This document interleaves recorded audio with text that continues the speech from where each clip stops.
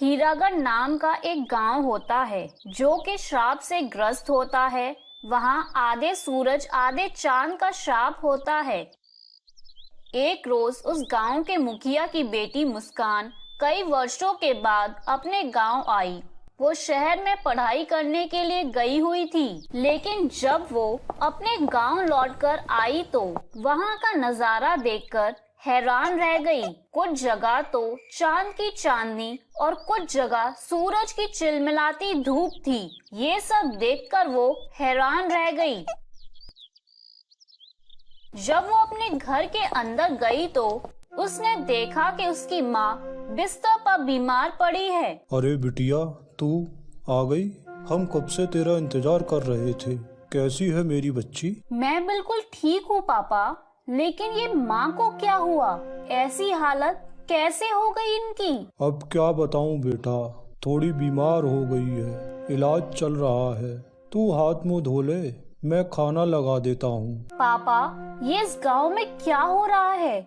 आधे गांव में चांद की रोशनी और आधे गांव में सूरज की रोशनी। आखिर ऐसा क्यों? ये तो बड़ा अजीब है। मैंने आज से पहले ऐसा कभी नहीं देखा। ये सब इस गांव को लगे श्राप के कारण हुआ है बेटी। क्या पापा? श्राप? पर कैसा श्राप? दरअसल ये सब इस गांव के आलसी और कामचोरी की आदत के कारण हुआ है। क्या वही खेती से घर और घर से खेती, बड़ा ही बेकार समय जा रहा है भैया। जिंदगी तो मानो फीकी फीकी सी हो गई है। सही कह रहे हो भैया। काश कि ऐसा होता कि हमें खेत पर काम करने ही न जाना पड़ता और हम घर पर ही सोते रहते। वो दोनों रास्ते में बातें करते हुए घर जा रहे थे।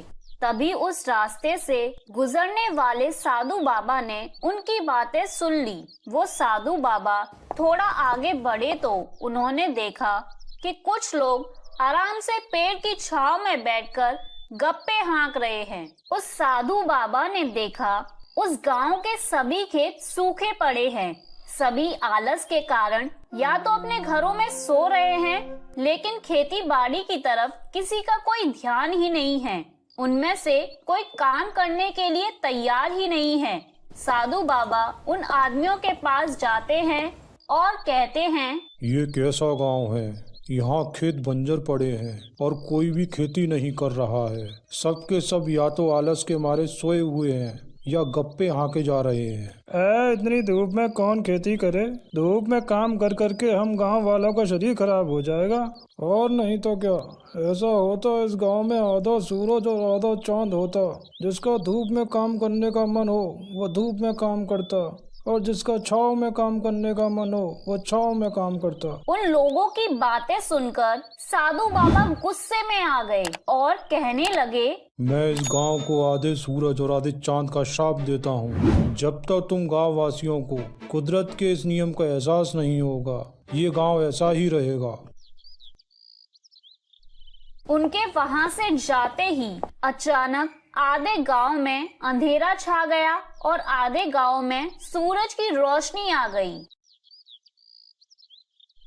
उठ जाओ बच्चों, स्कूल नहीं जाना क्या? लेकिन मम्मी, बाहर तो अभी अंधेरा हो रहा है। हम स्कूल कैसे जाएं? मजा आ गया, अब स्कूल नहीं जाना पड़ेगा। इधर गांव में जिस तरफ सूरज था उस ओर तेज गर्मी पड़ने लगी। लोग सारा दिन अपने घरों में रहने के लिए मजबूर हो गए। वहीं दूसरी ओर गांव में अंधेरे के कारण स्कूल बंद कर दिए गए और हर समय सूरज की रोशनी में रहने के कारण उन्हें लू लग गई और लोगों की तबीयत खराब होने लगी। तो वहीं दूसरी ओर जिस तरफ चांद की रोशनी थी, वहां के लोगों में विटामिन डी की कमी के कारण उनकी हड्डियों में दर्द रहने लगा और वो भी बीमार होते चले गए। तभी कुछ गांव वाले मुखिया के घर भागते हुए आते हैं और उनमें से एक कहता है, गजब हो गया मुखिया जी, जल्दी चलिए, मेरे बेटे की तबीयत खराब हो गई है, उसे अस्पताल लेकर जाना है। जब वो अस्पताल पहुंचते हैं तो वहां के डॉक्टर उनसे कहते हैं, देखिए, हरदम धूप में रहने के कारण बच्चे को लू लग गई है, जिससे इसकी हालत खराब हो गई है। मैं अभी कुछ दवाइयाँ दे देता हूँ, इससे इसे आराम हो जाएगा। तभी वहाँ खड़ा गजोधर अचानक चक्कर खाकर नीचे गिर जाता है। डॉक्टर उसका चेकअप करते हैं तो पता चलता है कि विटामिन डी की कमी के कारण उसकी हड्डियां गलने लगी हैं। देखिए, अगर आपने धूप नहीं ली तो आने वाले समय में आपकी हड्डियां गल जाएंगी। हमारे शरीर के लिए धूप और छांव दोनों ही जरूरी है। जरूरत से ज्यादा किसी भी चीज का उपयोग हमारी सेहत के लिए हानिकारक हो सकता है। बिल्कुल ठीक कहा डॉक्टर साहब। हमारा शरीर भी जब तक काम करेगा वो ठीक रहेगा।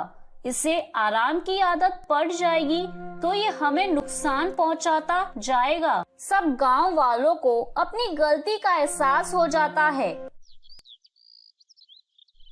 और वो सभी साधु बाबा के पास जाते हैं और साधु बाबा उस गांव को श्राप से मुक्त कर देते हैं। उसके बाद सब ठीक हो जाता है। दिन के समय सूरज और रात के समय चांद निकलता है। तो मेरे प्यारे दोस्तों, हमें इस कहानी से यह शिक्षा मिलती है कि मनुष्य को प्रकृति के नियमों के साथ छेड़छाड़ नहीं करनी चाहिए।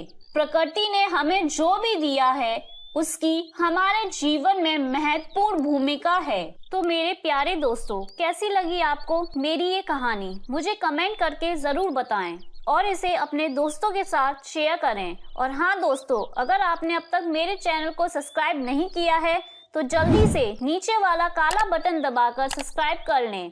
तो मिलती हूँ मैं आप सभी से फिर एक नई कहानी के साथ। तब तक के लिए आप अपना ध्यान रखें। बाय बाय दोस्तों।